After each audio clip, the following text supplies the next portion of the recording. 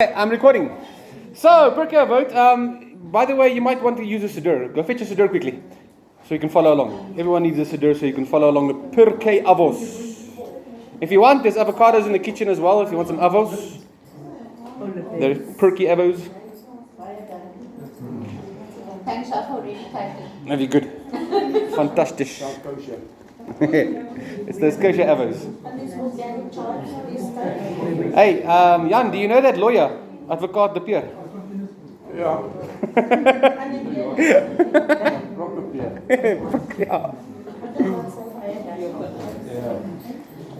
Alright, so page 640. Page 640. Right, so every year we try and go through a different commentary to learn something new from the Pirkei Avot. Of course, we study the Pirkei Avot every year between Pesach and Shavuot. Some denominations study it all the way up until Rosh Hashanah.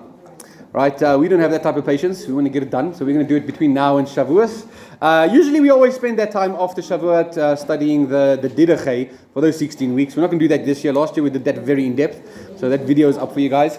Plus, last year's study of the Pirkei Avot was a really in-depth one. We went and looked at every rabbi and their history and some stories about them and all that stuff. So if you want a really in-depth commentary, go check the videos from last year. This year, we're going to read just a few of the Mishnahs. I've got this book called Pirkei Avos with a Twist. By the way, this author is brilliant, Joe Bobker. He's got a bunch of little books full of jokes and stuff. He's got one that's like a Torah with a twist of humor, where he makes jokes about the parasha every week and tells stories and good commentary and stuff. He's got one about the festivals. He's got one about this, one about that, raising kids, stuff like that. Anyway, so I've read 1 or 2 pages of these over the years here, but I don't think we've ever really studied the book itself. So what I did was, the reason why I've never really studied this, I've had this book for years, is because it's not put in order like all the other commentaries in Pirkei Avot, where you get your chapter 1, 2, 3, 4, 5, 6. Instead, this one, he just writes based on themes. So what I did this week is I went through this entire book, every single page, to see which Mishnah he's talking about. And I made a list of them. So I'm going to jump through the book and just read. It's going to be like a book club. I'm going to read for you guys the little commentary that he's got and the jokes that he makes about it for every one of the Mishnahs that he's got a commentary on. And then you're welcome to say something, ask some questions, discuss it, whichever. We're just going to take it easy. I myself have not read any of the stuff because I was too busy finding the page numbers. So we'll see how it goes. He might say something we disagree with. What do we do when we disagree with someone? We stone them. Yeah. No. It's fine. It's not supposed to be agreeable upon everything in this world. It's fine. It's not the end of the world. So that's what we're going to do. Alright, so if you guys want the full introduction to what the Pirkei Avot is, go check the videos from last year. Now we're just going to get going and read it. Page 640. Today we're doing chapter 1. Every time we study the Pirkei Avot, we start off with this quote from the Talmud and from Isaiah. It says, "All of Israel have a share in the world to come. As it is said, your people are all righteous. They shall inherit the land forever. They are a shoot of my own planting, a work of my own hands, that I may be glorified." What's your purpose in this world? To glorify Hashem. Right? Nothing else matters. Alright, let's read. Mishnah number 1. Only some of you caught that. Just checking here who's been studying the heavy metals. Alright. Chapter 1, Mishnah 1. And it's fantastic every year when we study the Pirkei Avot. Of course, this is the world that Yeshua grew up in. This is the world our apostles grew up in. So this is supposed, it fits in with that time frame. So much of what we learn in the Pirkei Avot is similar to the teachings of Yeshua. So if you guys spot any of Yeshua's teachings in this, please shout it out and say, hey, wait a minute, Yeshua said that. It's fun. It's fantastic to do that every year when we go through the Pirkei Avot. All right, Mishnah number 1. Moses received the Torah at Sinai and handed it on to Joshua. It was a backwards pass. Joshua to the elders to the prophets, and the prophets handed it on to the men of the great assembly. What do we call the men of the great assembly in Hebrew? Sanhedrin. No. This is before the Sanhedrin. It's not the beast. Nope, before them even. It's called the Anshe Knesset Hagdolah. You come across it very often. So it was led by Ezra and Nehemiah. These were the men of the great assembly. They're the guys that are responsible for putting together our Amidah. Ezra and Nehemiah were the ones that put our prayer services in the order they're supposed to be already. So all of those great leaders from that generation were the Anshe Knesset Hagdolah, the men of the great assembly. Right? Sanhedrin carries on through all generations. Right? These were specific guys in specific generation. So from the prophets, they gave it to the men of the great assembly. And the men of the great assembly said 3 things. I'm sure they said a lot more, but their wives only let them say these 3 out loud. They said, "Be careful in judgment. Raise up many disciples and make a fence for the Torah." right? Especially in South Africa. Oh, yeah. So these are the three things I said. So this is the commentary from this guy. Let's read. I hope it's not too boring because I haven't prepared anything, but we'll make it fun as we go. Okay. So this Mishnah is a remarkable admission that things can go wrong. In his Kuzari, the Yehuda Halevi acknowledges this. He says, among the nations of the world, Israel is as the heart amidst the organs of the body, both the sickest and the healthiest of it all. At a time when the quality of Torah transmission between these generations was deteriorating, the Anshe Knesset Agadola, the men of the Great Assembly, came out with a three-pronged antidote for its survival. Concerning the problems in the judicial system, our sages advised us, be deliberate in judgment. The lowering in the level of the Torah study called for a demand to raise many disciples. And to protect the violations of God's commandments came the order to make fences around the Torah. A closer look at these three survival techniques reveals whom our sages saw as being responsible for the continuity of the Jewish nation as a holy people. The first was directed at the Dayanim. What's a Dayan? A judge. You know Moshe Dayan? His name was Moshe Judge. Judge Moshe. Okay. So the Dayanim are the judges. We first look at the Dayanim. The second is the Melamdim. Do you guys know what a Melamed is? There's many Jews with the surname Melamed. What does Lamud mean? Talmud, Talmudim, disciple, teaching, teachers. There we go. So Meladim is the teachers and their wealthy benefactors, because you know teachers can't survive without their benefactors. And the third, the Rabbonim, the rabbis, the rabbinic hierarchy, who were challenged to create danger signals, precautionary rules that warn the Jew that he is at risk of breaking the divine rules of the Torah. These three categories covered justice, education, and the layman's observance of the Torah. Obviously, the Great Assembly saw these as being interconnected, three legs holding up one table. The lack of any one of which, especially Jewish education, could cause the entire enterprise of Judaism to collapse. All three of them are important. If one's missing, the whole table's missing. Okay? And a wonky, wobbly table. By the 1st century Common Era, Shimon ben Shetach had no choice but to rule that all Jewish children must attend school, for otherwise the Torah would be forgotten. In a startling admission, Rabbi Chamnuna actually links the destruction of Jerusalem to its neglect of the school system. Shimon bar Yochai apparently concurred, even ordering certain towns in Israel to be abandoned because they didn't maintain salaried teachers. That's how important it is for us to have learning. Right, here's a joke. 5-year-old Rivki came home from her first day at kindergarten and told her mother, "What a complete waste of time. I've been at school for a whole day, I can't read, I can't write, and they won't even let me talk." Complete waste of time.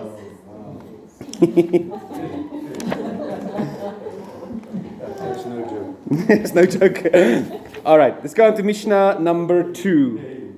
All right, so Simon the Just, or Shimon HaTzadik, was one of the last survivors of the Great Assembly. He used to say, on 3 things the world stands. Remember we spoke earlier about Yeshua's 3 things of justice, mercy, and truth? So he used to say, on 3 things the world stands. On the Torah, on divine worship, and on acts of Gemilut Chasidim, loving kindness. Torah, divine worship, and acts of loving kindness. Now, Shimon narrows down his fundamental philosophy of these 3 things. But wait, there's nothing new over here. Torah, well, we knew that already, right? Rendering service to God, there's nothing new about that. Acts of generosity and kindness, here we have an opening. But what are acts of kindness in this world based on? Shouldn't Rabbi Shimon be a little bit more specific? Maybe, but he isn't, because Gemulas Chasadim is an all-encompassing expression that requires compassion, concern, caring, understanding, and sensitivity, which is why it is considered the most important concept in all of Judaism, called a shekula, qualitatively equal to all the other commandments we received at Mount Sinai. Gemulat Chasadim, that's how important these acts of kindness are. It's equal to all the other commandments. In fact, the entire Torah is based on chesed. And it opens with God providing clothes for Adam and Eve. That's the starting point. And it ends with another act of Gemilut Chasidim. What's the greatest act of Gemilut Chasidim you can do that no one will ever pay you back? Burying the dead. What's the last thing that God does in the Torah? He buries Moses. In heaven's nourishment and support, giving Jews a moral and spiritual set of bookends, in the pursuit of imitatio Dei, imitating God. If it's good enough for God, it's good enough for us. So the Midrash linguistics, noting that the word Adam, the word for man, implies kingship and compassion and love, place Gemilus Chasidim on a level that transcends even halacha. That is why when compiling his 8 degrees of charity, the Rambam places Gemilus Chasidim, helping others help themselves, at the top of all 8 of them. The final word goes to Moshe Leib of Sassov. He said, if someone asks your help, you shall act as if there is no God, as if there were only one person in all this world who could help him, only you. You were singled out to be able to help that person. This is why Yeshua's got so many teachings about Gemilus Chasidim. He loves quoting Hosea. It's actually his favorite verse in the Bible, Hosea 6:6, right? What I require is chesed, not your sacrifices. Compassion more than any of the goats and the bulls. Right? This is a very important concept, equal to all of the other 613 commandments in the Torah. Do you guys know what Hatzola is? So in Jewish communities, we have our own ambulances, our own emergency services. They call them Hatzola. Because, when it comes to emergencies, there's certain kosher things that need to happen, right? So you're not going to help. You're going to get yourself a doctor that doesn't know all the laws of Judaism. So we've got our own paramedics. Very often our rabbis in our communities are actually the paramedics for Hatzola. They're permanently on call during the day as well. So they're the ones who call out, especially if there's an accident, if someone dies, they have to make sure that they gather all the blood so we can bury all the blood and stuff like that. So we've got this personal, it's like a Jewish ambulance, right? So, a volunteer at Hatzola, an emergency response organization dedicated to Gemilus Chasidim in the field of medicine, picks up the phone and hears a Jew frantically yelling on the other side, my wife is pregnant and her contractions are only 2 minutes apart. Very confused husband. So he asks the question, is this her first child? And the guy responds, no, you idiot, this is her husband speaking.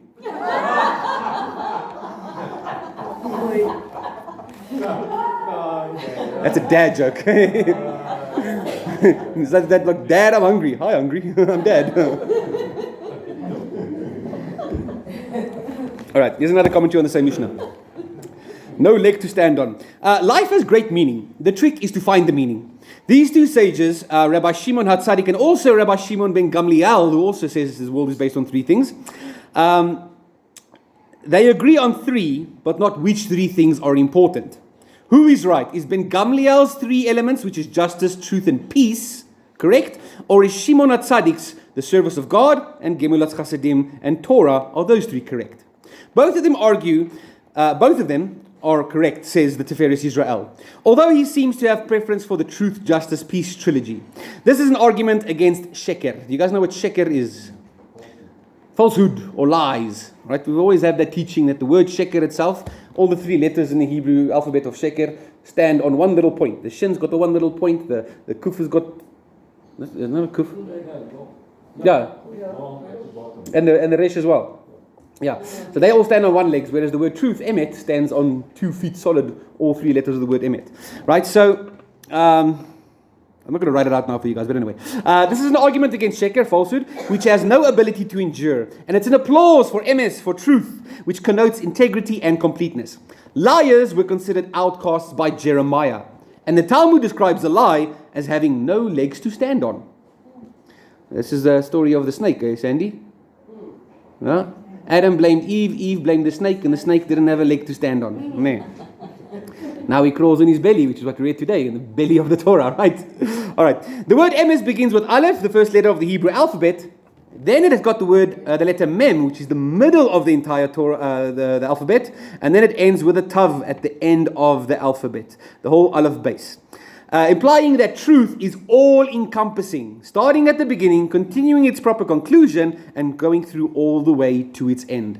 By the way, there's an interesting teaching on this week's parashah that I remember from a few years ago, where they talk about those 3 animals we mentioned, the camel, the hare, and the hyrax.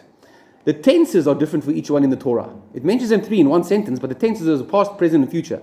To teach us that before you call someone unkosher, a human being, make sure that he's got a history of being unkosher, that he's currently acting unkosher, and that he doesn't show any potential to change in the future. Before you can call someone unkosher, you must make sure all of those things are met before you say that person's an unkosher person. Be careful in judgment. Be careful in judgment. That's exactly one of the 3 that they say. Okay, so in contrast, sheker has no such integrity. Its three letters are convoluted, found at the end of the Aleph base, right? Shin and Kuf and Resh are there at the end, okay? It's at the end. Take a look at the world's physical structure. The three letters of Emes appear in a straight line, suggestive of stability.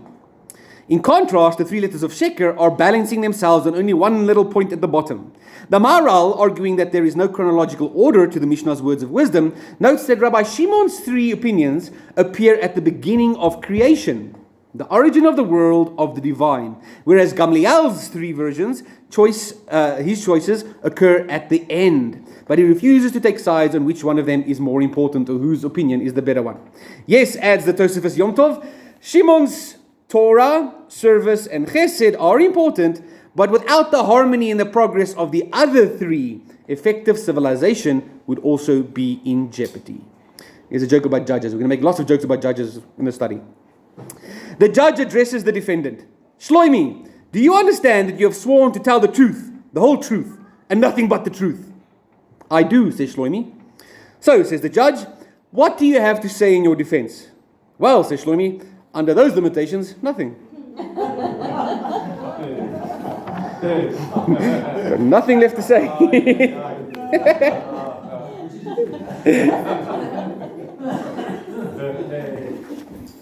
What does Jan say when he goes to the dentist?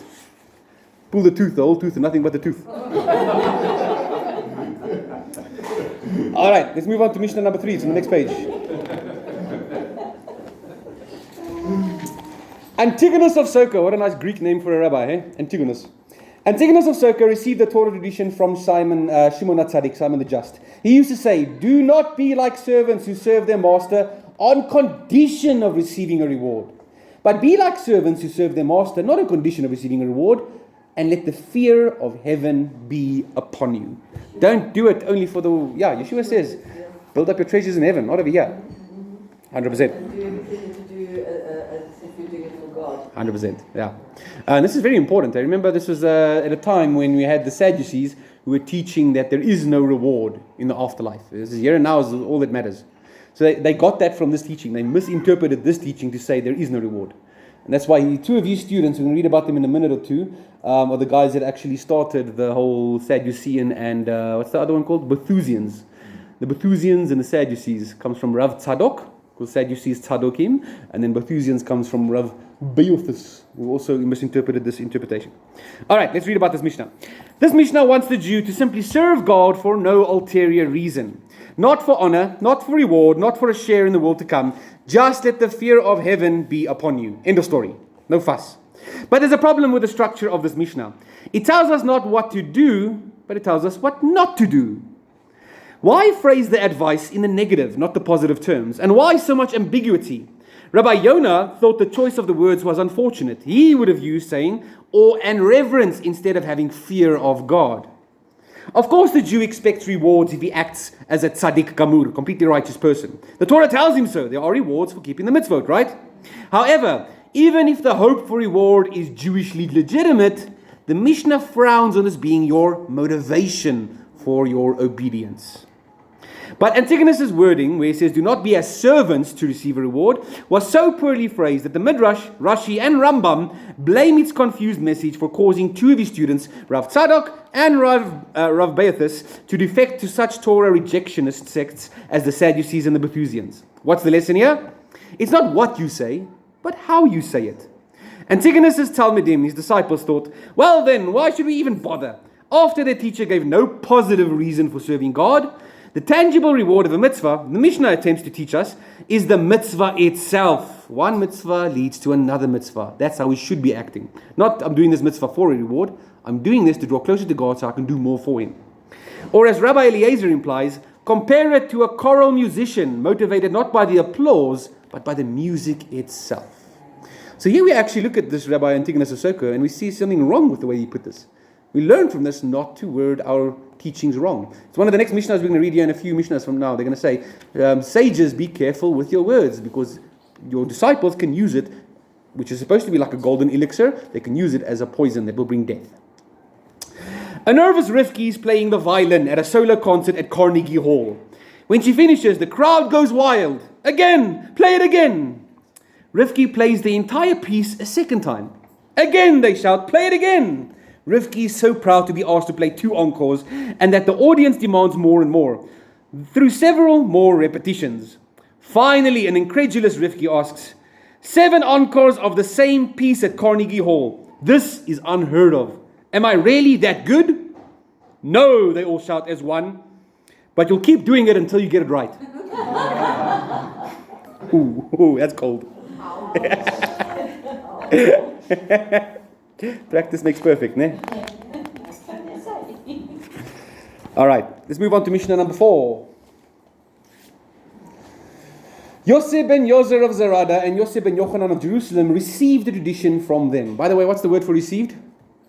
Anyone know?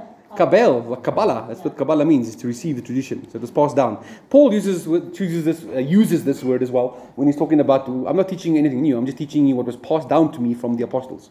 So they use that same system as what the rabbis over here use. Yosef ben Yozer of Zarada used to say, let your house be a meeting place for sages. Sit in the dust at their feet, and with thirst, drink in their words. The message of this Mishnah is that there is no difference between serving God in or outside of your home. One cannot be a Jew on the outside alone, the day of judgment, warn the rabbis of the Talmud. Even the beams of one's own house will testify to one's true behavior in private. The wall has ears. Ne? Even the beams of your own house are going to testify against you in the day of judgment. So before you die, burn the house down. Rabbi Jonah related to this Mishnah as a call for more social interaction between lay people and the rabbis, to help overcome the major psychological barriers by the ordinary Jew who may have thought it was okay to go to a shiur in a shul or a teaching in the shul or a sacred base midrash, but in the home, in a domestic setting, not so kosher. So roll out the welcome mat and invite learned men into your family home. Get to know them up close. Use them as role models. Be of service to them. It's more important to be in service of scholars than it is to study from those scholars. By bringing wisdom into your house, Yosef ben Yozer and Yosef ben Yochanan are hoping to transform the Jewish home into a private Judaic center of wisdom. An analogy is provided by Rav. He says, mixing with scholars is like entering a perfumery. One cannot help but absorb the sweet scents they pass on. Now, can we all invite every famous rabbi into our houses? No. So what can we do? Invite the famous one of the Yeah. Well, does he physically walk in there? No. You never know. You never know, yeah. Pesach night. We light, right? So we buy their commentaries, we read their books, we bring their books into our houses. That's why there's a tradition that if you can afford it to own your own set of the Talmud, where do you put the Talmud? Right at the entrance of your door. So that when everyone comes in, they're greeted by all these wise rabbis. That's why we always put the Talmud there at your front door if you can own one. The rabbi is horrified to see a Chinese delivery man drop off some food at the house of Burton. I'm joking, I'm not going to use names. I probably shouldn't use names because I don't know how the joke ends. Okay. The Chinese delivery man drops off some food at the house of one of his congregants. He peeks through the window and is appalled to see a maid set up the treif food on the dining room table and his congregant sitting down to eat the shrimp, crabs and lobster. No, man. Who said that? Don't be shellfish. The angry rabbi burst into the house shouting, Yankele, was this du? What are you doing? You can't eat that. He says, Rabbi, did you actually see the food arrive in the house? The rabbi says, yes, I saw it arrive. And did you watch closely as the maid opened the packages, prepared and served me the food? Yes, says the rabbi, I watched that. Well then, Rabbi, there's nothing to worry about, because the entire meal was done under strict rabbinical supervision.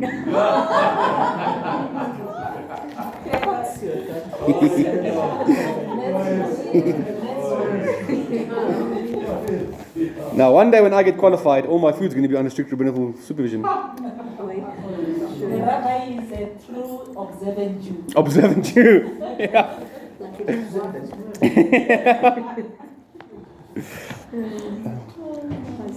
Yeah, I'll remember that joke some other time. All right, Mishnah number 5. Yosef ben Yochanan of Jerusalem used to say, let your house be open wide. He clearly lived in Jerusalem, not Pretoria. Let the poor join the members of your household, and do not gossip inordinately with women. This was said about one's own wife. All the more so does it apply to another man's wife. Hence the sages say, a man who talks too much with a woman brings trouble on himself, neglects the study of Torah, and in the end will inherit Gehenna. If you're offended, raise your hand. Mankind is divisible into two great classes, hosts and guests. What was that thing that Werner said this morning? Gasteer. Chazir. Okay.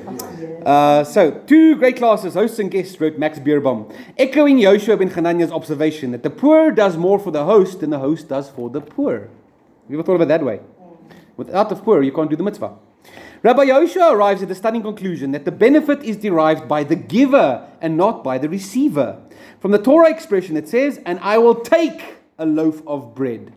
Not I will give a loaf of bread, I will take a loaf of bread. Implying that the one who gives is really receiving the opportunity to do a mitzvah of kindness. When we give a gift to Hashem, we're the ones that receive a reward. Does Hashem eat that stuff that we give him? No.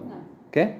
This Mishnah gives us the open house concept for the poor and the needy, but warns that just because your door is always open to the public, don't start getting too familiar with the woman of the neighborhood. This doesn't reduce the supremacy of the wife, chosen by God to be the akares habayis, the cornerstone of your home. It only warns that this mitzvah of hospitality and openness to others should not interfere with the sanctity of a Jewish home. Does this mean that one cannot talk to the neighbor's wife? No, but it does mean that one should not talk to the neighbor's wife excessively, especially about trivial issues. As a gezeira, a preventative measure, to avoid a sin or an aveira, our sages frown on idle speech and insignificant chatter with anybody, defining this as bitul Torah, a wasteful negation of your Torah learning. The Yiddishists were as usual cynical. You said we must shout when we remember something Yeshua said along those lines. Go ahead. Is it him in Matthew who talks about every idle word that is in? You will have to give an accounting of every idle word in Judgment Day. 100%. There you go. 100%. Yes, that's going to be rough, eh? Oof. We should stop talking now then. The Yiddishists were as usual cynical. They're saying, house guests and fish spoil on the third day. There you go. You guys know that the word for sin in Hebrew is an aveira.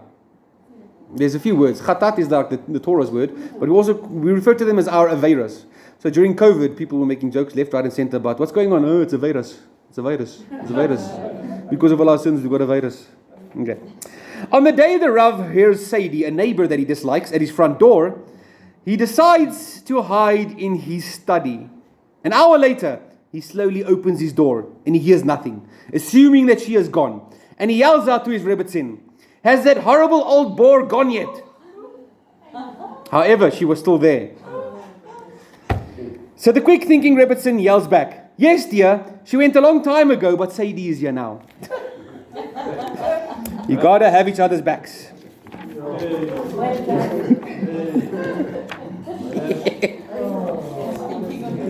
Thinking on your feet. Okay, here's another commentary on the same Mishnah. The Mishnah's approach to the poor and the impoverished is an echo of Rav Chuna's let all who are hungry come and eat, which we recite at every Pesach Seder. Nowhere, notes Russian Rabbi Leib Kagan, does the Torah say invite your guests to pray, but it does tell us to offer them food, drink and bed. Now the Hebrew word for the poor is the anayim, right? The poor man's bread that we had on Pesach, we said lechem oni, because oni is the poor one. When we give tithes, remember one of the tithes we have to give in the 3rd year and the 6th year is your maaser ani, the poor. Okay, so anim, but some read it as anavim, because there's a vav there, right? Which means humble or humility, suggesting that the family should embrace the usually reticent stranger with sensitivity and humbleness, not with haughtiness.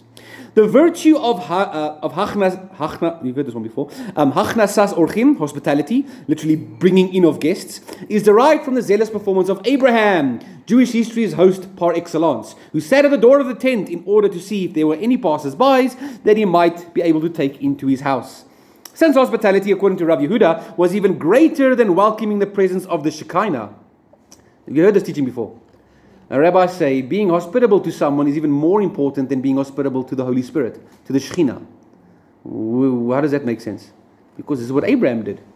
Abraham specifically said, you know what, God gave me a job, let me first be hospitable to them, and in his spirit we'll see God later.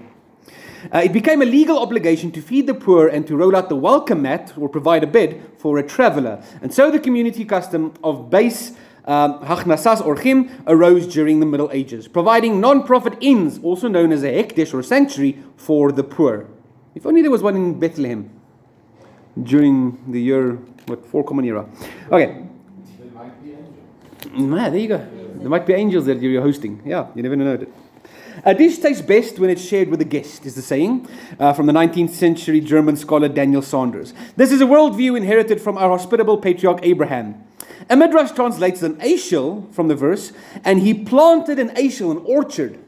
It translates it as a guest house for weary travelers. An acronym of Achila, Shesia, Lina, to eat, drink, and sleep overnight. That's what the orchard means. The Yiddishists saw in the Achnasas Orchim an opportunity for self-advantage as well. They say, fill your house with guests and you'll be able to marry off your daughter. Little Hesky is so eager to help, so when several dinner guests arrive for Shabbos lunch, he quickly runs into the kitchen, brings out a piece of apple cake and gives it to his father, who immediately passes it on to one of the visitors. He then runs back to the kitchen, returns with another piece and gives it to his father, who again passes it on to another guest. Psst, Tata, Hesky whispers in his father's ear. It's no use. All of the pieces are the same size. That's why he's passing it on. He was bringing it to his dad. I see. That one was a deep one. All right, let's go on to Mishnah number 6. All right, Mishnah number 6. Who's talking here? Yoshua ben Parachia and Nitai the Arbalite received the tradition from them. Yoshua ben Parachia used to say, get yourself a teacher, acquire a companion, and give everyone the benefit of the doubt. That's a way to live. Give everyone the benefit of the doubt. Don't just blow your head off at everyone before you've got all the facts. All right, what does this mean, make for yourself a rabbi? Acquire a friend. Doesn't this smack of buying friendship? Importing rabbinic acceptability? No, it doesn't. These terms are terms of endearment, not terms of corruption. They mean to urge interpersonal relationships with genuine role models. In this context, to acquire for yourself a rabbi is not a transactional acquisition, but a means to invest in the lasting friendships that require investments of time and effort, mutual respect and love. Rabbi Avram Galanti has a unique expression for the expressions of Asay Lecha Rav, which is make for yourself a rabbi. He wants you to have a rabbi to broaden your Torah knowledge so that you can make yourself into a rabbi. Make for yourself a rabbi. He's saying, get yourself a rabbi so you can become a rabbi yourself. And then do the same for someone else. Pass on everything you learn. Rabbi Meiri says the phrase make a rabbi applies to situations where there's no one in your community qualified to be a rabbi. Thus, he must be made. So choose someone, invest money in them, and have them study to become a competent rabbi for your community. Why? Because from books, notes Rabbi Chaim Soloveitchik, one learns what to say. But from a rebbe, one learns what not to say. The Mishnah considers associations with friends and rabbis crucial for moral, intellectual, and spiritual growth, and recognizes a good catch. If you are lucky enough to find a humble, learned rabbi, you should cleave to the dust of his feet. In your search for rabbis and friends, the latter are more important. How do we know that friends are more important? The Mishnah uses a stronger word. It says you shall buy, kanei, for friends than it does when it uses a rabbi, which says you shall make for yourself a rabbi. Why is this way? Simple. It's harder to find a good friend than to find a good rabbi. Little Abi fell asleep during the rabbi's Shabbos drush. When he woke up, he tugged at his father's sleeve, saying, Tate, has the rabbi finished yet? Yes, says his dad, the rabbi's finished, but he hasn't stopped yet.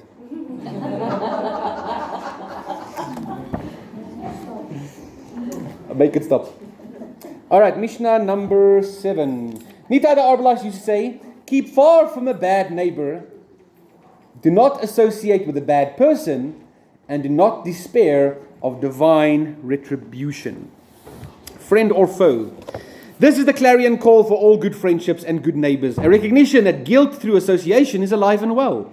Woe to the evil person and to his neighbor, says the Torah. Pick your friends, they say, more carefully than they pick you. Nitai the Arbolite warns us to stay away from the bad guys, those whose influence on our lives cannot lead to anything good.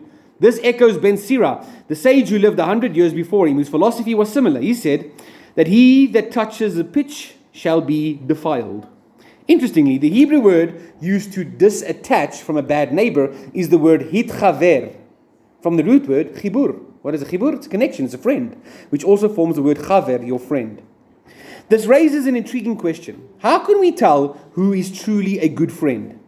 A real friend, wrote Walter Winchell, is one who walks in what the rest of the world walks out. He walks in when the rest of the world walks out. Len Wein describes a true friend as someone who is there for you when he would rather be somewhere else. Whilst an old adage goes like this: great friends are hard to find, difficult to leave, and impossible to forget. The Ibn Gevurol compares the lack of a good friend to an amputation. A man without friends is like a left hand without the right hand. But the clue lies in the Divrei Chassidim, who says, false friends are like migratory birds. They fly away when the weather gets cold. That's why we pray when we do the shacharit and we do the morning blessings. That part that says, keep us far from a bad friend. Yeah. Every day we say that, on a daily basis. Protect me from bad friends today. Yeah. The Reubenites and the Korahites. Yeah, exactly. The way that they camped next to each other. Took them down with them. The Reubenites and the Korahites. Of course, the key is to find a smart friend.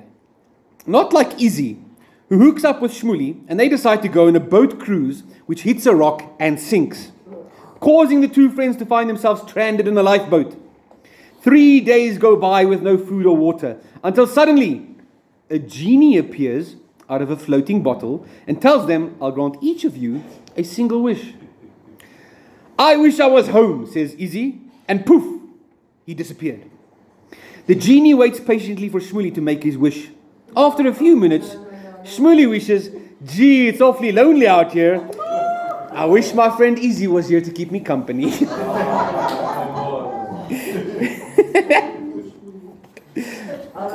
Choose your friends wisely. Let them choose first. You can always rectify it. Yeah, let them choose first. Yeah, that's where the humility comes in.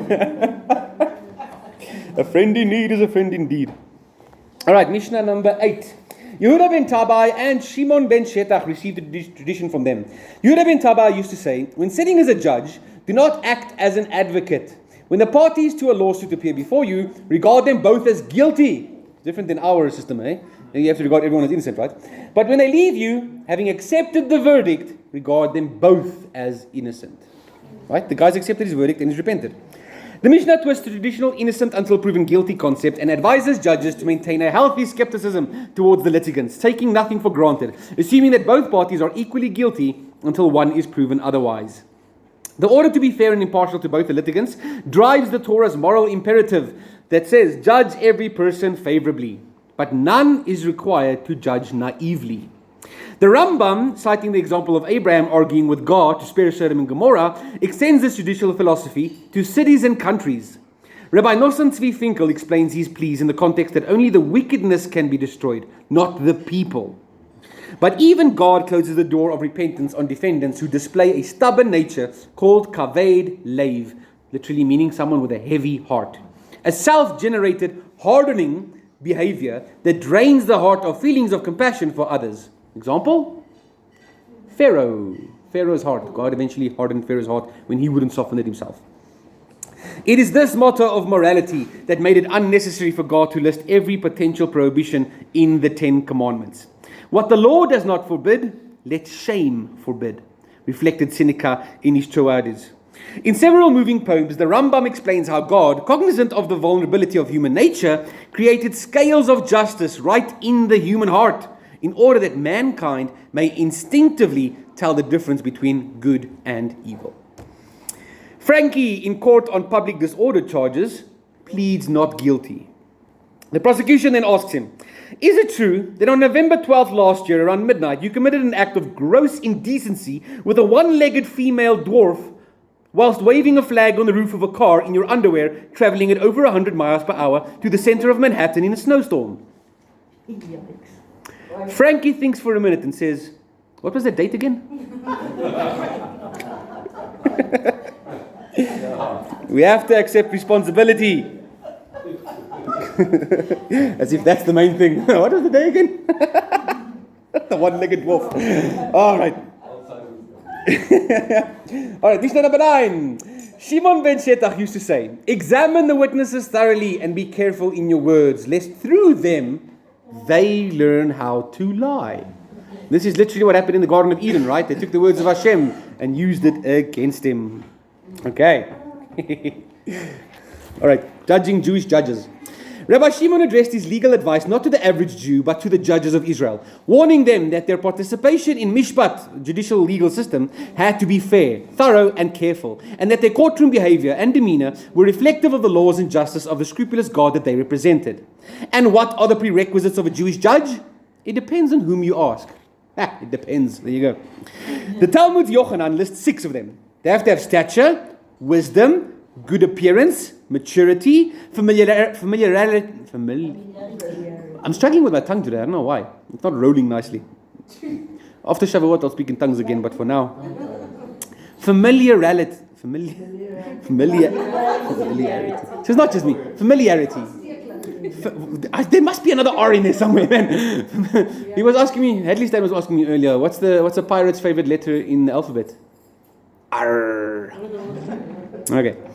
Okay, so he needs to have stature, wisdom, good appearance, maturity, familiarity with 70 languages.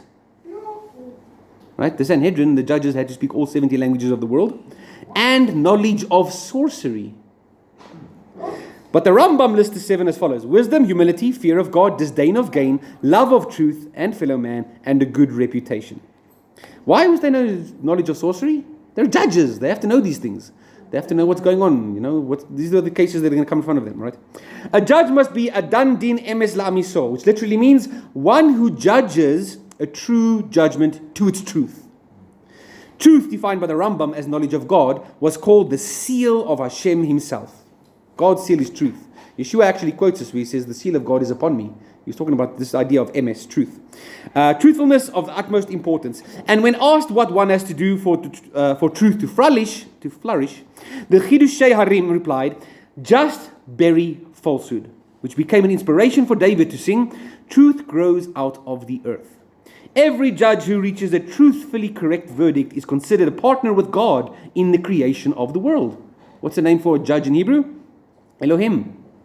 It's the name of God. Right? So God says, I sit with the judges. Okay.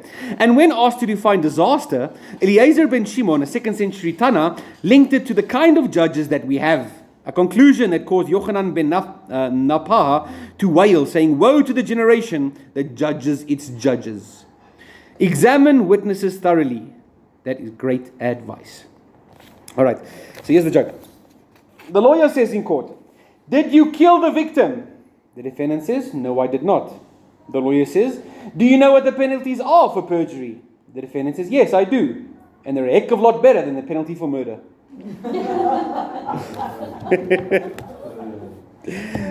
We have to search for truth. Not Kalamstreka. All right, Mishnah number 10. Shemaiah and Avtalyon received the tradition from them. Shemaiah used to say, love work. Guys, we're going to stop right here. Love work. Hate public office. And do not become too intimate with the ruling power, or they'll charge you 0.5% VAT. Which you've now abolished. VAT on, VAT off, eh? Right, so let's read the commentary on this one. Is there a divine right of kings? No. It was assumed that kings, like Oscar Wilde, could resist everything but temptation. Collecting wives, horses, and wealth was not an option for the king, who as God's representative was, although neither scholar nor priest, still obligated to engage in regular Judaic study. Look at what happened to Solomon. And more, not only did the king have to personally write or commission 2 copies of the Torah scroll, but he was ordered to take a second Torah with him everywhere he went in order to read from it all the days of his life. So the tradition says that the king of Israel had to have like a mini scroll that he would wear on his arm, that he took with him wherever he went. He had like a portable Torah scroll on his arm, 24/7. God leaves nothing to chance. Given the possibility of power to corrupt the leader, the king must be armed at all times with God's law. as a reminder of God's supremacy and of his own fallibility. The de facto assumption is that given the opportunity, a leader is liable to become corrupt, or at least to have the desire to use his power for questionable purposes. And yet, even if you see a US president who is not technically a king, but an elected official, Jewish law requires that you pronounce a blessing over that person. In fact, any leader, including a government minister, according to the Radbaz, who has the power and authority to make decisions that affect the Jewish community, is considered halachically a king. What about anti-Semitic leaders? Are we obligated to bless them? It's an important question, actually, hey? In South Africa. No. The answer is no. Why not? Tyrants lose their moral authority when they disregard the laws of God and become immediately ineligible for any such divine blessings. I will curse those who curse you, and I will bless those who bless you. So that's why at the moment we're not reciting the blessing for the government in our prayers. Yankala wanted $100 to buy a new bike. So his mother told him, pray to God for the $100. So he prayed and he prayed for 2 weeks, but nothing turned up. He then decided to write to God a message requesting the money. When the postal authorities received the letter addressed to God, they decided to forward it to the president. The president was so touched by the young boy's request that he sent him $5 as a token gift instead of the 100. When Yankala got the letter, he was very thrilled to receive $5 and decided to write a thank you letter to God. And he wrote down, "Dear God, thank you very much for the money. I noticed that you sent it via Washington. As usual, they deducted $95 for themselves." That value added tax. All right, here's another commentary. Kosher business. Listen to this. This Mishnah hones in on proper work ethic, that one should not just tolerate your work, but you should love it. It says, love your work. When you eat the labor of your hands, says King David, happy shall you be. Or as the Yiddishists put it, God performs many miracles, but he doesn't grow the corn in the houses of the pious. Being financially independent and self-sufficient was a great virtue to the rabbis of the Talmud. They say, greater is one who enjoys what he achieves with his own hands than one who fears heaven. Our sages thus elevate productivity to a moral level. After all, this was the first commandment God gave to mankind, right? To Adam. He said, work the land. As others toil for me, I must toil for others. And our linguists note that the same Hebrew word, avodah, means both work and worship. The temple service is called the avodah. Money earned in a kosher way is called, in Yiddish, bediente geld. Bediende geld, I guess. Bediende geld. A nod to the fact that making money is in itself no problem, so long as it's used for constructive purposes and pursued with clean hands and a pure heart. Judaism does not consider money the root of all evil, but simply warns the Jew to handle this money with care. In fact, the first question in the next world, when you get there, standing at the pearly gates, says the Talmud, is, were your business dealings honorable? Or were you a scallon? And this is even before the question, did you set aside time for studying the Torah? What's the lesson here? Out of all the commandments, the most important one is simply to be holy, by not just obeying the letter of the law, but also the spirit of the law. If making money the Torah way means making less money, then say our rabbis, so be it. Thank you, Mr. Cohen, the factory owner says. I wish I had 20 customers just like you. Gee, it's nice to hear that, replies Mr. Cohen, but I must admit, I'm surprised. Because you know that I argue every bill and I'm always paying you late. Why do you want 20 customers just like me? I know, he says, but I still like to have 20 customers like you. The problem is, I've got 200 of them. All right, Mishnah 11. Alf Talyon used to say, you guys want to stand up and stretch? Are you fine? Yeah? And do jumping jacks. Okay. Mishnah 11. Alf Talyon used to say, sages, be careful in what you say, lest you incur the penalty of exile and find yourself banished to a place of evil waters, where your disciples who follow you may drink from them and die, with the result that the name of heaven will be profaned. This is the one I spoke about earlier. You've got to be careful what you say, because your disciples might take it wrong. All right, so in this Mishnah, Avtalyon uses a metaphor to warn Torah scholars against the use of uncertainty or ambiguity in their words. An intergenerational concern against a vague word, written or spoken, being either taken out of context or worse, misinterpreted or misquoted beyond recognition. The result? A distorted and desecrated version of Judaism. In the days of the Talmud, no budding erudite scholar could give a Devar Torah without permission from his mentor. It usually takes more than 3 weeks, noted Mark Twain, to prepare a good impromptu speech.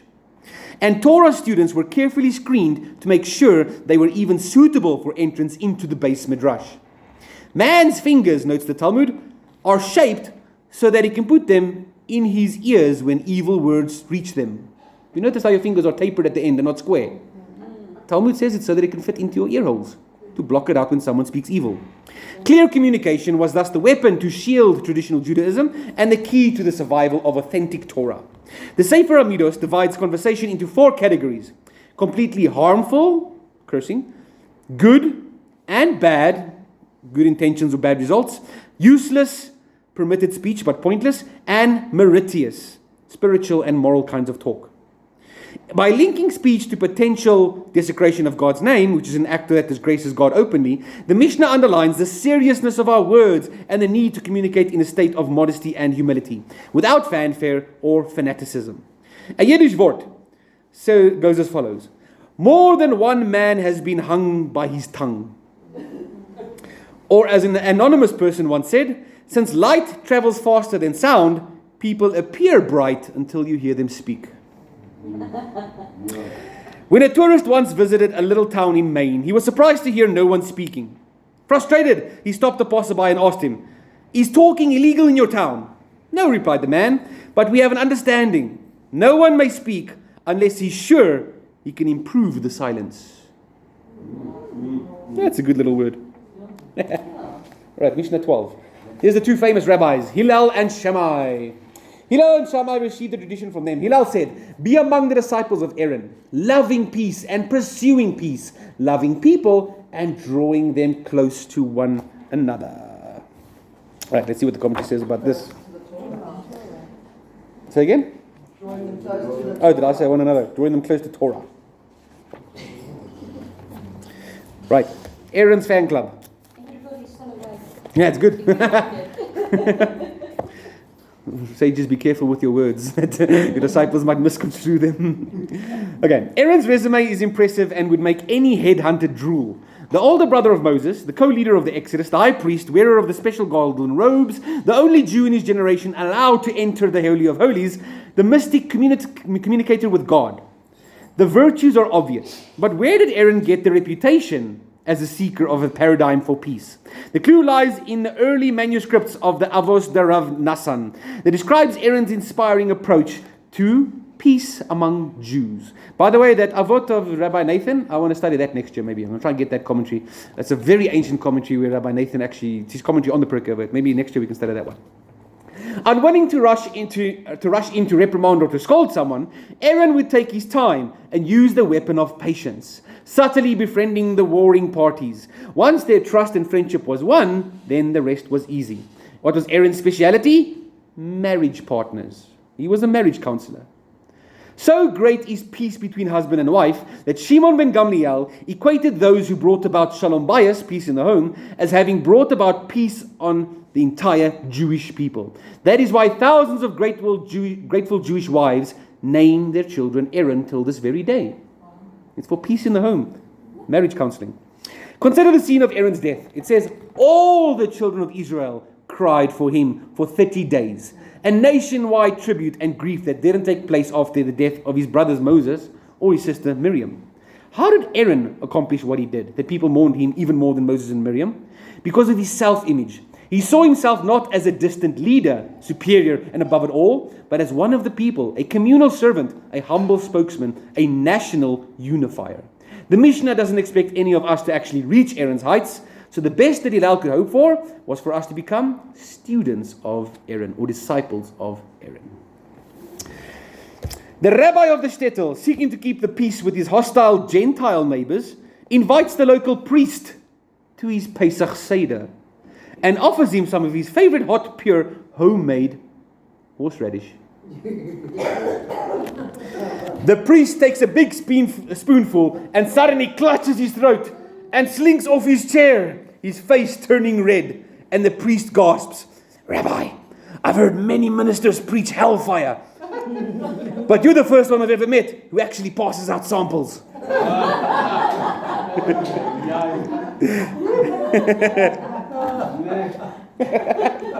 I remember that joke for next year.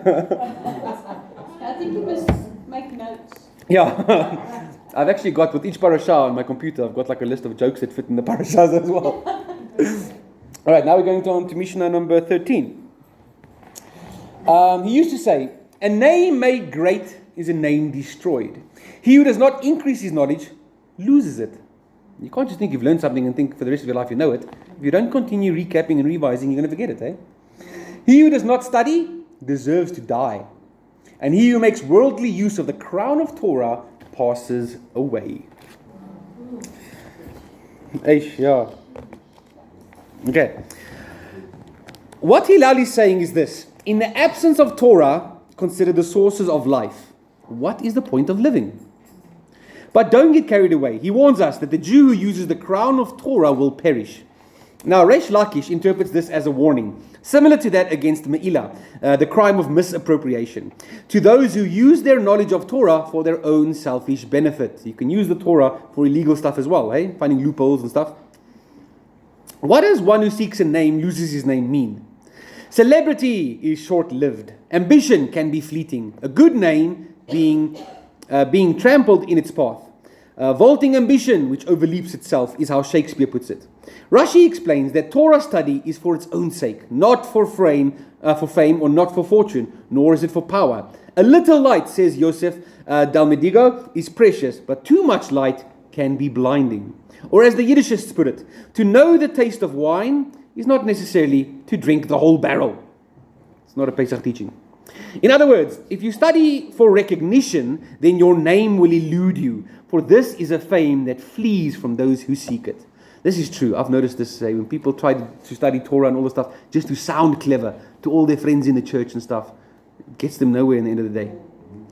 You've got to be careful of that. Influenced by the verse that says, "Before a fall comes greatness," the Rambam warns that when we see a Jew's name or his reputation spread too far and wide, we know that he is soon destined to fall. In his second point, if you're not increasing your knowledge, you're decreasing it, says Hillel. He argues that less is not more. In fact, less is even less. Standing still is not just stagnation. It's in fact going backwards. There's a ticker going. It's supposed to be going forward your whole life. If you stand still, the ticker continues, and you've missed out on that day of Torah study and that day of Torah study. You're going backwards, not just standing still. Okay, keep that in mind. Walking home from shul one early winter morning, the well-known rabbi sees a dog in the water struggling to stay afloat. Unconcerned about his own safety, he jumps right in, and after a struggle, manages to bring the animal out alive. "Hey," a passerby yells out, "that was brave. Are you a vet?" "Of course I'm a vet," the rabbi shouts back. "I'm freezing too." "Of course I'm vet. I'm freezing too." Right. Yeah, water. He was in the water. There's another joke about that. What time is it? What is that one again? I forgot it. Anyway, Mishnah 14. He used to say, No, it's vet on and vet off. vet on and vet off. Yeah. Vet on, vet off. Okay, here's one of the most confusing things Hillel ever said. He used to say, "If I am not for myself, who will be for me? And if I'm only for myself, what am I? And if not now, when?" Deep philosophical saying, eh? I actually looked at it last week in the Afrikaans Siddur to see how that was translated. That was even more confusing. It was I for myself and I. Yeah. Okay, what Mishnah was that? 14? No? Yeah, 14. Page 109. The Mishnah, in just a few words, sums it all up. Probably the most quoted words of Torah by Jew and Gentile alike throughout history, expressed by Hillel, a poverty-stricken woodchopper from Babylon, they obviously hit a ubiquitous nerve. His thought-provoking words ricochet through religion and philosophy, pop culture, and book names. For example, the brilliant Holocaust author Primo Levi entitled his memoir, If Not Now, When? Meiri says Hillel is talking about the greater need for spiritual accomplishments than physical ones, whilst the Midrash reads it as a cry for outreach, a concern for others. All Jews, say our sages, in the ultimate ethics of responsibility, are sureties for one another. Since no Jew can be an island unto himself, we may read this Mishnah as, and if I am only for myself, what am I? At first reading, Hillel's words sound so simple, but they're not. These words are of discipline and self-motivation, are wise and profound, weighty and insightful, in ways that reveal themselves anew each time we reread them. A morbid Kohelet, Ecclesiastes, might read them in a selfishly perverted way, thinking that all man's toil is for himself. But Rav Samson Raphael Hirsch sees Hillel's message as one of disowning selfishness, while both the Rambam, who says, if I do not rouse my soul to the higher things, who will rouse it for me? And Rabbi Yonah embraced it as a call to inspiration and independence. The challenge and the obligation to do the right thing in life can fall on none other than me. Hillel instinctively understood, time waits for no man. If not now, then when? And that where there is no man, you shall become one. Yeah, old Esther. Well, it was now or never. The day they had all been waiting for finally arrived. All the relatives of the richest man in the family gathered in his lawyer's conference room for the reading of his will. Being of sound mind, read the attorney, I spent every last cent before I died. Oi, of sound mind. Okay, Mishnah 15. That'll cause problems, trust me. Don't do that to your kids. That's something to think about. Yeah. Something to ponder. It happened in my dad's family, basically. And now none of the brothers and sisters talk to each other ever again. Okay, 15. Sheva used to say, make your Torah study a fixed habit. Say little and do much. And greet everyone cheerfully. Okay, that was 15, eh? Right, let's check. Shammai, so you guys know Shammai. He's the one that used to walk around with a measuring stick the whole time, eh? Very strict. So this one is mentioned again in chapter 3 of the Pirkei Avot, verse 16, the same idea of greeting everyone cheerfully. This Mishnah's pursuit of cheerful countenance motivated the rabbis to urge that even a Devar Torah, teaching from the Torah, must begin with a joke. Why? It is wise to enjoy what you are doing, no matter what it is, and reminds King David that God's presence doesn't dwell in a place where there is no joy. Shammai knew the centrality of Sinai is the mitzvah of being happy, Sameach. And since joy nourishes the soul, cheerful Jews are God's nachas. His joy, basically, things that he takes pride in. Meiri incredibly adds that even if you're not in a happy mood, you should fake it. Why? So as not to disturb the atmosphere of camaraderie evident in public friendship. If you've got someone that's, what's that, Winnie the Pooh, you've got Eeyore. I'm so sad. Right? It just brings everyone down. Get with the picture, man. In a startling Talmud story, Yochanan ben Napah goes even further than Shammai. The sage advises that Jews should greet each other with warm smiles rather than with food or drink. How does a smile fill an empty stomach? The answer comes courtesy of those Yiddishists who, despite their cynicism, instinctively understood that good cheer is an emotionally sound and stable platform. They say a smile is a small curve that sets many things straight. A warmth that helps the Jew to function properly, as necessary as food and drink, and that the pursuit of Yiddishkeit, of studying the Bible and keeping the Jewish laws, is to be associated with joy and laughter, happiness and gratitude. The Lord loves a joyful giver, eh? What's that verse? Why? Because the religion of Israel is essentially Torah's Chaim, a law of life, intended to cultivate a happy frame of mind that pulsates with the joy of existence. Here's a joke about monks. 3 ascetic monks are meditating in a cave. After several years of silence, one opens his eyes and says, "Look what a miserable day. It's raining outside." He then closes his eyes and returns to his meditation. A year passes by, and the second monk opens his eyes and says, "Look what a beautiful day. It's sunny outside." He too returns to his meditation. Another year passes. The third monk opens his eyes and says, "Look, you guys are never happy. If you don't stop arguing, I'm going to have to find another cave."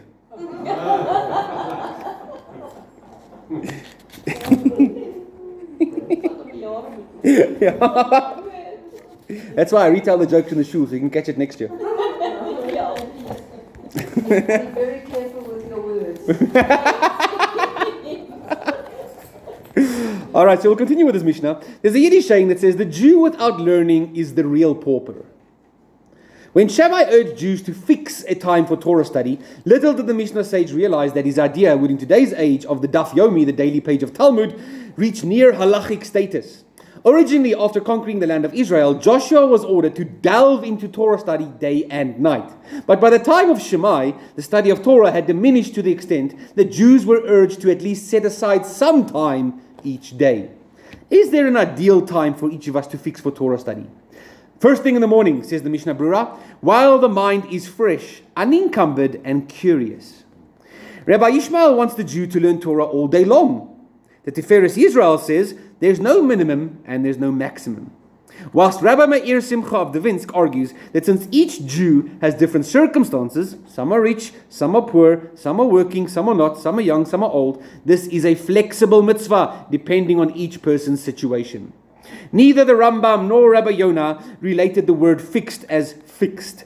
They're claiming that what the Mishnah is suggesting is that the idea of Torah study is not that it be fixed by the hands of a clock, but approached as an ongoing challenge in your daily regimen. Rav Israel Lipkin Salanta, the master of Musar, preached consistency over constancy. Constant study is not study all day, but each day. And when one great rabbi was asked, what should the course of study be for a person who only has a half an hour each day to learn? Should he learn the Bible, the Talmud, or Halakha? The rabbi replied, let him learn half an hour a day of Musar. Manners, how to behave.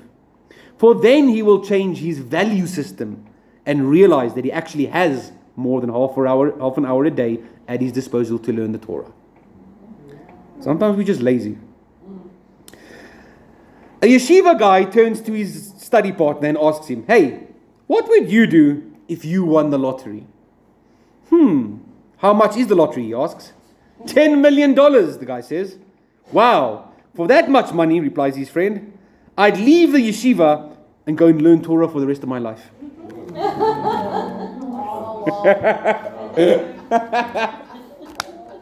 That's clever. If I were a rich man, all day long I'd be very bum. Yep. So I just want to say something. Yeah. You mentioned that Hashem loves a joyful giver. Cheerful giver. Yeah. But Hashem also don't like takers. People that just take and they don't give. Yeah. So, yeah, I think we need to think about that. Yeah, there's many ways to look at it, eh? Yeah. It's the whole concept of to give, you have to open your hand, but to receive, you also have to open your hand. Yes. Yeah. So sometimes it's blessed to receive and sometimes. Yeah, that was the earlier Mishnah we discussed, eh? That the one who gives is actually the one that receives the reward. Yeah. Not gimme, my name is Jimmy. Alright, we're on Mishnah number 16 now, eh? Almost done with the chapter. Rabban Gamliel used to say, get yourself a teacher. Avoid doubt. Avoid doubt's an important one, especially today when you've got so many conspiracy theories going around. If you want advice on conspiracy theories, just avoid doubt. Don't believe in something until it's proven. And do not make a habit of giving tithes by guessing. Don't just make a rai. Okay, let's see what it says here. Unless it's a doubtful theory. Doubtful theory. Okay. In other words, it says, measure, don't make a guess. The Mishnah advocates preciseness in farming, advising Jews not to give more tithing to the priests and Levites and poor folks than what is required. What's the rationale behind Rabbi Gamliel's concern? If, for example, more than 10% of the fruit and grain produce, as mandated, is given to the Levites, then the excess can never be tithed. Thus, someone somewhere else is being deprived of their portion. Right? We have to give a tithe to the Levites, and we have to give a tithe to the poor. If you give more than that 10% to the Levites, you're stealing from the poor. We don't think of that, hey? And more, the Levites themselves will find themselves eating more than their rightful share, a form of theft. Stealing from the excess product that belongs to someone else. So it's a double sin. You've made them now steal. This is an argument for discipline. Everything has its Torah time and place. Giving more might seem generous, but in fact it disturbs the symmetry of God's immutability in His demands. And since estimates must inevitably lead to error, then the likelihood of accidentally giving less than 10% also increases when you guess. Does this accuracy apply to the Kohanim though? No. Why not? How much percent must you give to the Kohanim? Teruma doesn't give us an amount. The other tithes we have an amount, but with the Kohanim there's no amount. Our sages say 1/50th of the produce, but it's an approximate to begin with. Okay, so all the other tithes they apply, but to the Kohen, when the temple's standing, that challah that you take off when you make your challah, that we don't have a set number. All the others we have a number, but for that we don't have a set number. Moshe answers an ad for a job to the local at the local charity. During the interview, the recruiter asks him about his salary expectations. Well, I was looking for something in the range of $125,000. The recruiter replies, would you also like a benefit package with 5 weeks paid vacation, full pension plan, unlimited sick leave, full tuition scholarship at the yeshiva, free membership in the shul, and the use of our red Corvette? Moshe is stunned. You must be kidding. The recruiter says, yes, but you started it.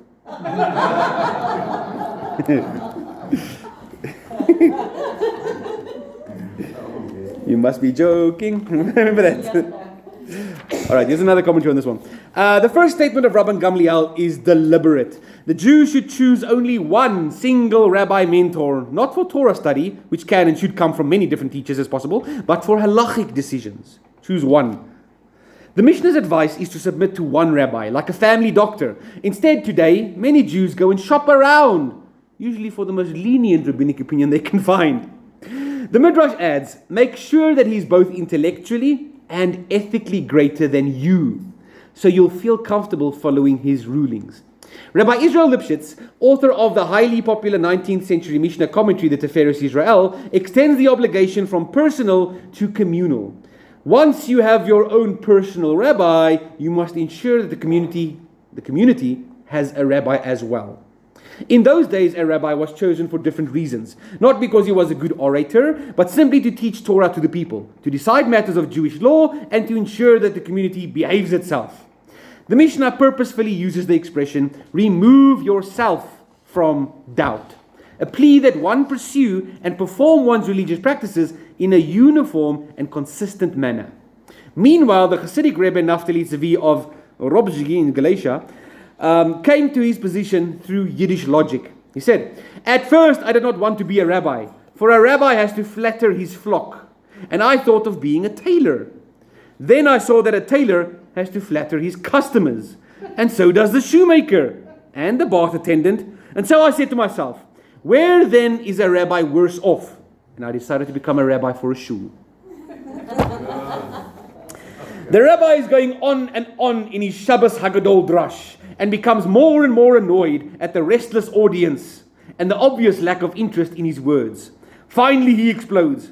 I don't mind all of you guys looking at your watches from time to time, but when you hold them to your ears and shake them to see if they're still working, that's going too far.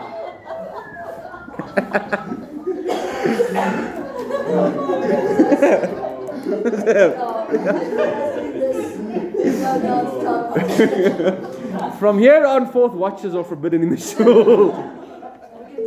We're going to put a box there, and when you walk in, you put your watch in there. Yes, yeah. Put your box and your phone in the, yeah. When you leave, you can pick. Take your watch when you leave, yeah, 100%. Watch this space. It's like when we were at school, we used to put our watches, the alarm on for exactly when school ends so the teacher could understand.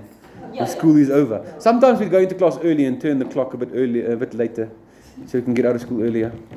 I'm not. That's why every man needs a wife, because your wife will help you with time management. Yeah, 100%. The benches. Yeah. Your wife will help you with time management. Yeah, it's like, Is it not the opposite way around? I've never left the home on time. Exactly. All right, Mishnah 17. Shimon, his son, used to say, "All my life I grew up among the sages, and I found that nothing is better for a person than silence. Not learning, but doing is the main thing. And one who talks too much causes sin." Yeah. All right, let's read it. This is Shimon ben Gamliel, eh? This is one of Paul's study partners. All right, Rabbi Shimon's theme in this Mishnah, borrowed from the Proverbs, is a central point of Judaism. Excessive speech is considered a form of verbal diarrhea that is detrimental, dangerous, and hazardous to your health. Mundane speech, forget it. Inconsequential gossip, a waste of time and energy. Sinful speech, gossip, slander, forget about it. What three men know is no secret, goes the Yiddish adage, adding that because of gossip, if you want to know what is happening in your own home, ask your neighbors. Silence was a sign of greatness. Speech, a gift not to be overused nor abused. Say little, cautions the previous Mishnah, but do much. To which Rav Nosson adds, if silence is becoming for the wise, how much more so for the foolish? Or as an anonymous person puts it, man has 2 ears but 1 mouth in order to listen more and talk less. The chief rabbi was invited to a private dinner in Buckingham Palace. Respecting his kosher sensitivities, the queen served a cold plate of fish brought in by the local kosher deli. During the meal, the rabbi was sitting next to an obnoxious, arrogant minister who kept peppering him with lots of sarcastic questions about Judaism. The rabbi simply continued eating until finally he turned to his dinner companion and said, "You know, back in my humble home, my Rebbetzin has a mounted fish in her kitchen with a motto written under it that says, 'If I had kept my mouth shut, I wouldn't be up here.'"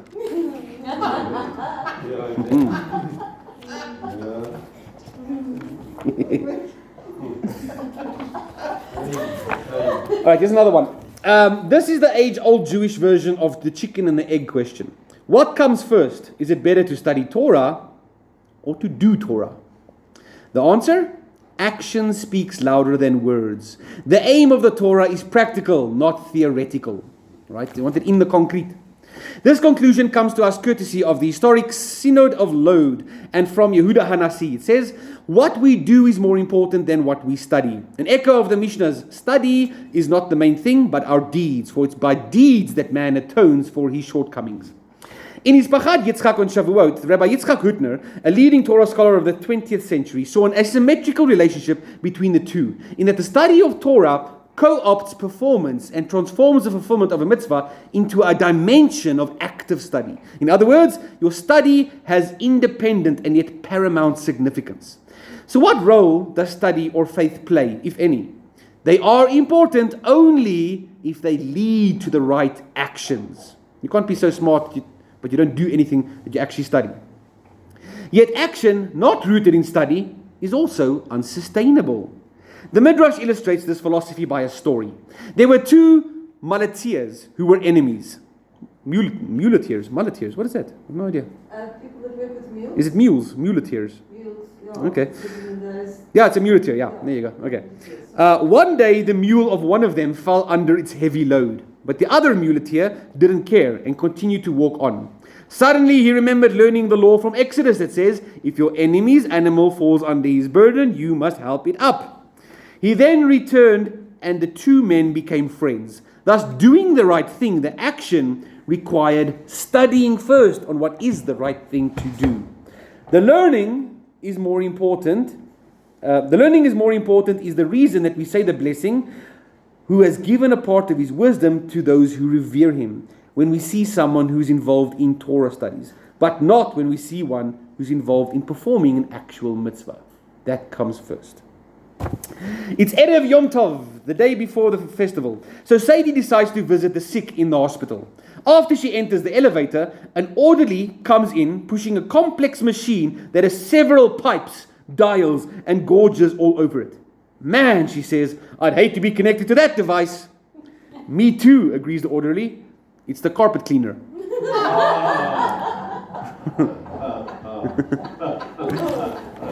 All right.